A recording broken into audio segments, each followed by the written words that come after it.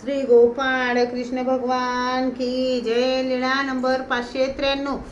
वादळाचे अधीन तत्व सांगणे.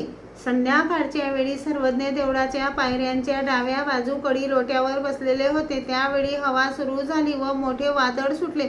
मग सर्वज्ञ देवळातील सभा मंडपात बसले. माईन भट्टांनी सर्वज्ञांना विचारले, जी ही हवा, हे वादळ कोणाच्या अधीन आहे? जी सर्वज्ञांनी म्हटले, एका अदृश्य शक्तीच्या अधीन आहे. जी ती शक्ती कोणाच्या अधीन आहे? सर्वज्ञांनी म्हटले, ती दुसऱ्या शक्तीच्या अधीन आहे. जी दुसरी शक्ती कोणाच्या अधीन आहे? सर्वज्ञांनी म्हटले, ती तिसऱ्या शक्तीच्या अधीन आहे. जी तिसरी शक्ती कोणाच्या अधीन आहे? सर्वज्ञांनी म्हटले, भट्टो, ती शक्ती आमच्या प्रवृत्तीने काम करते. सर्वज्ञांनी म्हटले, येद नंतर येद दृश्यते ततस्य कारणम.